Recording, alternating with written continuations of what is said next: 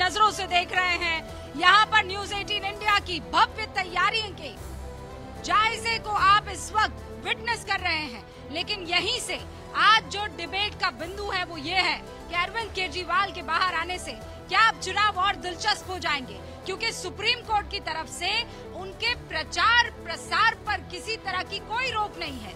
यानी जो इंडिया गठबंधन में कांग्रेस और आम आदमी पार्टी मिलकर चुनाव लड़ रहे हैं, उसमें से 18 सीटें अभी ऐसी बचती है, पंजाब की, हरियाणा की और दिल्ली की, जहां पर अरविंद केजरीवाल का दबदबा है। और ऐसे में उनका बाहर निकल के प्रचार करना क्या इस चुनाव को और ज्यादा दिलचस्प बना देगा, क्योंकि गदगद है आम आदमी पार्टी के तमाम नेता, गदगद है इंडिया गठबंधन के तमाम साथी, और वो ये कह रहे हैं कि ये न्याय की जीत है। दूसरी तरफ बीजेपी ये कह रही है कि कोर्ट ने जो कहा है उसका हम आदर करते हैं, लेकिन इतना खतरनाक उन्होंने क्राइम किया है कि कोर्ट केवल 20 दिन की अंतरिम जमानत दे पाती है। हमारे साथ जो खास मेहमान जुड़ चुके हैं उनसे आपका तारुफ करवा देना चाहती हूं। हमारे साथ भारतीय जनता पार्टी के राष्ट्रीय प्रवक्ता के शर्मा साहब जुड़ चुके हैं।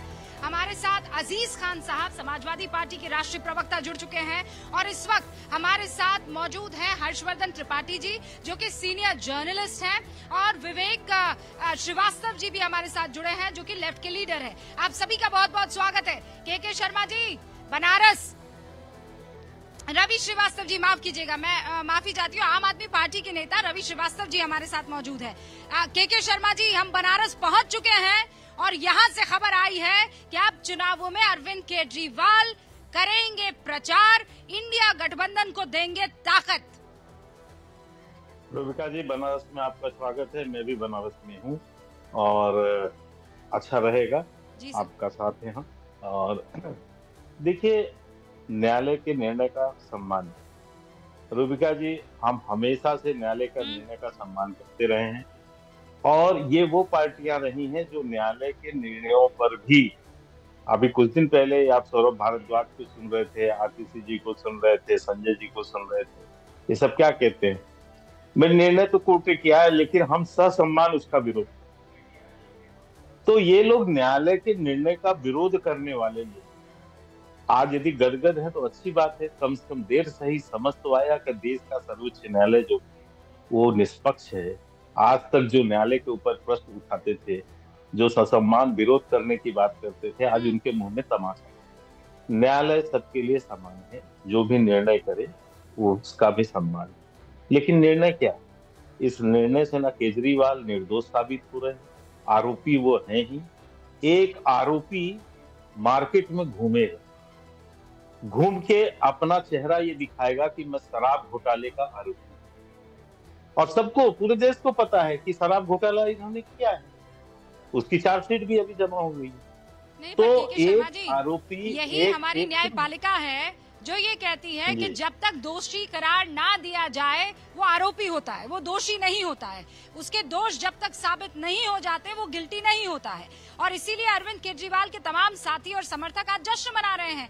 आप कह रहे हैं कि वो किस आधार जाकर वोट मांगेंगे? रवि श्रीवास्तव जी किस आधार पर वोट मांगेंगे? ये कह रहे हैं कि जो अंतरिम जमानत पर हैं, जिनके ऊपर इतने आरोप हैं, ईडी जिनको किंग पिन कह रही है, वो क्या आकर वोट मांगेंगे?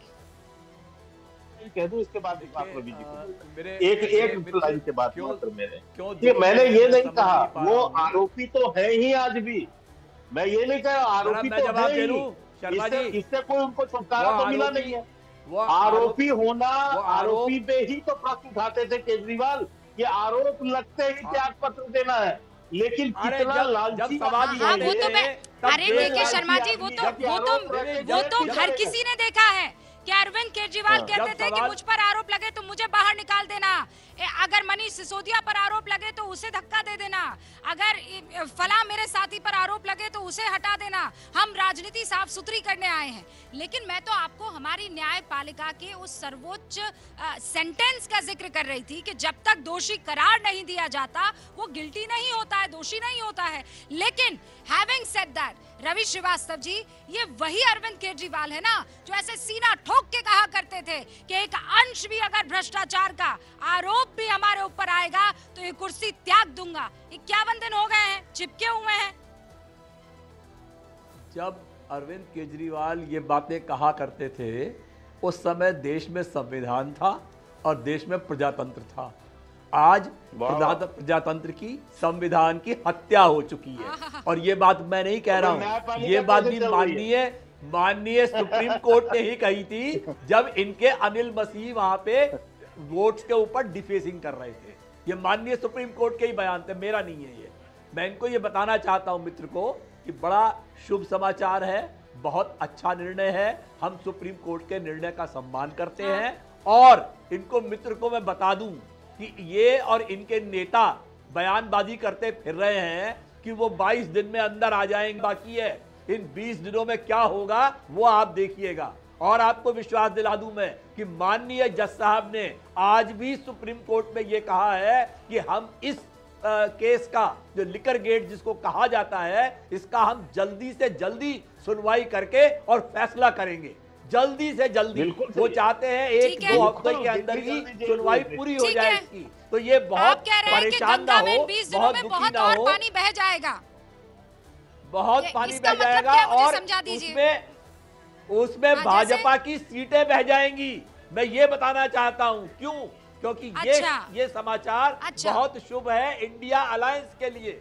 ये इंडिया अलायंस के लिए शुभ समाचार है ये, जो अरविंद केजरीवाल को अंतरिम राहत मिली है। और अब देखिएगा उन्हें प्रचार करने पे कोई पाबंदी नहीं है। ठीक है रवि श्रीवास्तव जी, इंडिया अलायंस के लिए शुभ समाचार है, लेकिन आपने अब तक ये नहीं बताया कि जिस सुप्रीम कोर्ट को, जिस चुनाव आयोग को, जिस ईवीएम को, जिस ईडी को, जिस सीबीआई को आप पानी पी के, पानी भर भर के गालियां देते थे, जब इनको जेल भेजे तो लोकतंत्र की हत्या, जब ये जेल से बाहर आ जाए तो लोकतंत्र बहाल।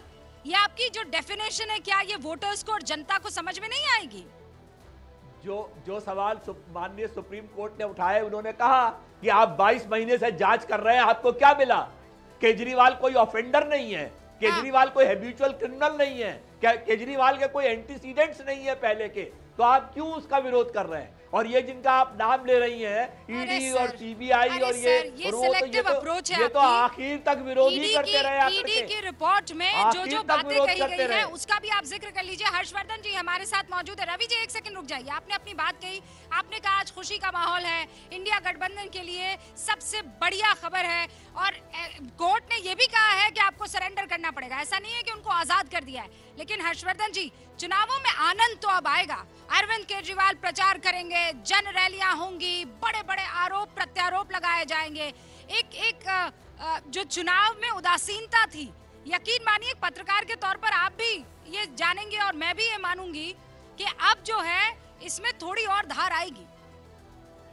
निश्चित तौर पर रूबिका जी, आनंद तो आएगा। आनंद तो देखिए, जब 2014 में जिस काशी में आप खड़ी हैं, उसी काशी में अरविंद जी गए थे, और ऐसे जैसे नाव दिख रही है ना, इसी तरह की नाव पर से वो गंगा नहाने भी गए थे। उसकी तस्वीरें बड़ी वायरल हुई थी, खूब लोगों ने देखा था।